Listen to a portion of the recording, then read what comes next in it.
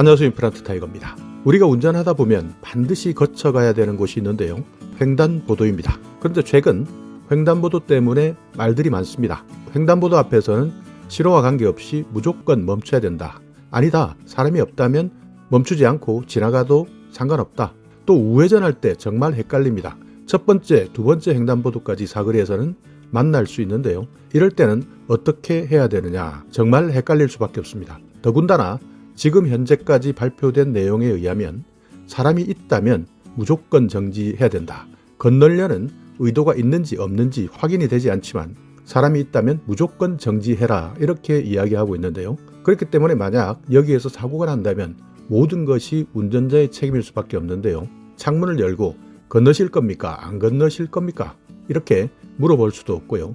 참 답답한 노릇입니다. 그래서 관계자에게 직접 전화해서 물어봤습니다. 감사합니다. 예, 뭐 하나 좀 여쭤보려고 전화드렸습니다. 네네. 지난번에 보니까 그 보도 자료가 나와 있는데, 네. 우회전하는 거 있지 않습니까? 네네네. 우회전도 사실 많이 헷갈려 하거든요. 우회전은 사실 조금 다른 게 교차로에서 우회전을 할 때 네. 이제 거기에는 두 번의 횡단보도를 만나게 되잖아요. 그렇죠. 그러니까 이제 우회전하는 구간에 진입하기 전 직진 차로에서 만나는 횡단보도가 하나 있고 예. 우회전해서 만나는 횡단보도가 하나 있는데 첫 번째 만나는 횡단보도는 네. 저희가 이제 적색 신호의 의미를 이제 조금 더 구체화해서 이제 차량 신호가 적색일 때는 일단 운전자는 처음 만나는 횡단보도에서는 일시 정지했다가 이제 보행자가 있는지를 살피고 출발해야 된다는 게 요거는 이제 신호의 의미의 개념이고요. 그래서 요거를 지키지 않으면 신호 위반이 되는 거고. 예. 두 번째 이제 우회전해서 만나는 횡단보도는 사실은 이제 뭐 적색이었으면 거기 섰다가 진행을 했을 거고 녹색이면 그냥 진행할 수 있는 거잖아요. 예. 우회전해서 만나는 횡단보도에서는 신호의 개념이라기보다는 횡단보도 내에 사람이 있냐 없냐를 가지고 보행자 보호 의무 위반으로 이제 적용이 되냐 안 되냐의 문제입니다. 그래서 두 번째 만나는 횡단보도에서는 사실은 횡단보도 상에 사람이 있으면 차가 지나가면 안 돼요. 원칙적으로는. 예. 근데 현실적으로는 이제 저희가 보면 지금은 막 사람들 사이로도 막 뚫고 지나가는 차량들이 많지 않습니까? 예. 그런 부분들은 뭐 이제 엄격히 단속을 할 거고 네. 다만 현장에서 경찰관들이 봤을 때 네. 횡단보도를 충분히 건너갔어요. 저 끝 횡단보도에 사람이 있고 이 사람이 그걸 보고 이렇게 지나가는 것 같은 경우에는 법적으로는 명확하게는 이제 보행자 보호 의무 위반이 되죠. 왜냐면 횡단보도상에 사람이 있기 때문에. 네. 그런 부분들은 어떤 사고 위험성이나 그런 부분들을 좀 여러 가지 어떤 주변 환경이나 이런 걸 종합적으로 검토해서 네. 현장에서 뭐 훈방도 할 수 있는 거고 그냥 그런 부분들 주의만 줄 수도 있는 거고 그런 정도의 어떤 개념으로 이해하시면 어떨까 싶습니다. 일단은 이제 사람 보통 이제 운전하시다 보면 네네. 첫 번째 내가 직진하고 있는 상황에서 만나는 차의 적색 신호등 이때는 일단 네.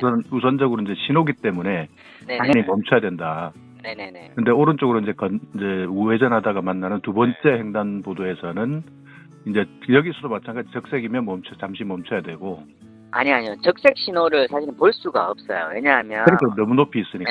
높이 있고 해서 그걸 볼 수는 없고 두 번째 횡단보도에서는 횡단보도 위에 사람이 있냐 없냐로 판단하는 개념이라고 보시면 됩니다. 물론 이제 근데 이제 사람이 이제 건너려고 하는지 네네네. 이제 그냥 거기서 계속 서 있는 사람인지 이제 이런 것들이 이제 확인이 안 되면 네네. 네, 그때는 또 애매해지잖아요. 애매해지는 건 있는데 이제 저희가 지금 횡단보도의 보행자 보호 의무 부분에서 이제 사람이 건너려 하는 때까지로 이제 확대해서 보행자를 보호하겠다라는 취지로 이제 그러니까 움직이고 있는 상황을 이야기하나요? 네, 그렇죠. 그것도 어떻게 보면 네. 조금은 결과적인 어떤 측면의 제재일 수밖에 없을 수도 있어요. 아까 우리가 이면도로에서 보행자 보호 의무를 두텁게 하는 부분들이 사전적으로 단속은 힘들지만 사고가 발생했을 때 운전자한테 과실이 조금 더 가는 것처럼 네네. 이런 경우에도 이제 보행자가 건너다가 바로 치이는 경우 보통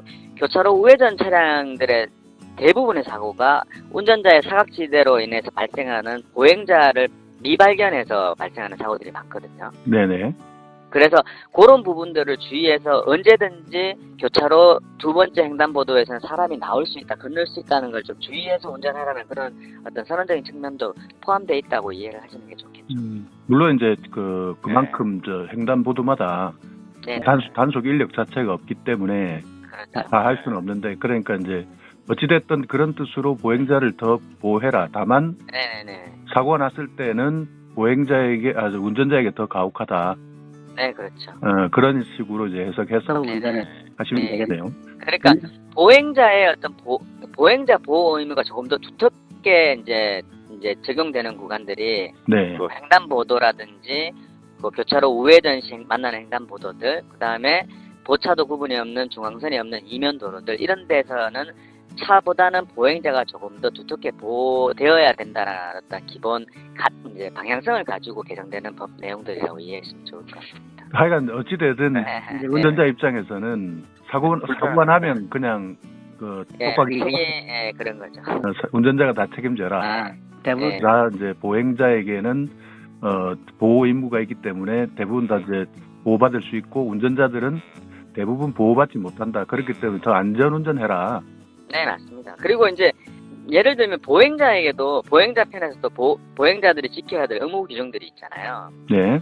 예를 들면 보행자들은 뭐 교통을 고의적으로 방해해서는 안 된다, 이런 부분들이 있기 때문에 사고가 발생하게 되면 아마 케이스 바이 케이스 다 따져봐야 될 겁니다. 예를 들면 그 보행자가 뭐 술이 취해서 일부러 의도적으로 뭐 차량의 흐름을 뭐 방해하기 위해서 이면도로에서 중앙으로 길도 안 비켜주고 네. 뭐 그런 부분들이 있는지, 그런 부분들을 케이스 바이 케이스로 다 따져봐야 될 것 같아요. 그럼 그럴 때는 클락션이나 뭐 경운기를 울려도 되는데, 또 거기가 또 울리지 못하는 지역이면 네. 또 운전자한테 과실이 더 크다, 이렇게 나올 거 아니에요. 그러니까 예를 들면 이런 거죠. 이제 뭐 보행자가 차량이 오는 걸 모르고 있어서 클락션을 간단히 딱 울려서 차가 오니까 좀 비켜주세요라고 해서 이렇게 서로 양보해서 지나가는 어떤 그런 정도의 클락션은 문제가 안 되실 텐데, 네. 이제 뭐 막 의도적으로 빵빵빵 막 이렇게 울려가지고 보행자를 놀래게 해서 이제 거기서 감정 싸움이 일어나서 이렇게 됐을 때는 이제 그 상황을 좀 이제 케이스 바이 케이스로 좀 봐야 될 것 같긴 합니다. 그 장소가 주택가인지 네. 아니면 공터인지, 네. 그 보행자의 어떤 보행 어떤 그 행태가 네. 방해를 뭐 이렇게 의도적으로 방해하려고 한 건지, 네. 아니면 운전자가 과격하게 운전을 했는지 난폭하게 운전했는지 속도는 어땠는지, 이런 것들을 전반적으로 같이 종합적으로 봐야 되기 때문에 이런 경우에는 운전자가 너희가 무조건 잘못이야, 이렇게 얘기하기 좀 힘든 것 같아요. 그러면 어찌되든 지금 막 혼란이 많거든요. 그래서 이게 좀 더 명확하게 됐으면 좋겠다, 이런 의견들이 많아서. 지금 많이 근데 이게 사실은 이제 저희가 명확하게 한다 그러면 뭐 어린이 보호구역 내에 횡단보도에서는 무조건 일시정지를 해야 된다, 뭐 이런 거라든지, 네. 아니면 그 이면도로에서는 속도를 10km 이상 못 낸다라든지 뭐 이렇게 할 수는 있어요. 근데 규제가 너무 심해지는 거예요, 그러면. 네. 그래서 세계적인 어떤 법 개정의 흐름도 저희만 독특하게 애매하게 이렇게 규정을 하는 것들이 아니라, 기본적으로 이제 구체화할 수 없는 영역들이 분명히 있기 때문에, 그거는 어떤 사고 발생 시에 조사 과정에서 또 이렇게 케이스 바이 케이스로 봐야 되는 부분이라고 보고, 네. 이렇게 선언적으로 좀 이제 규정을 해나가는 추세다, 이렇게 좀 이해해 주시면 어떨까 싶어요.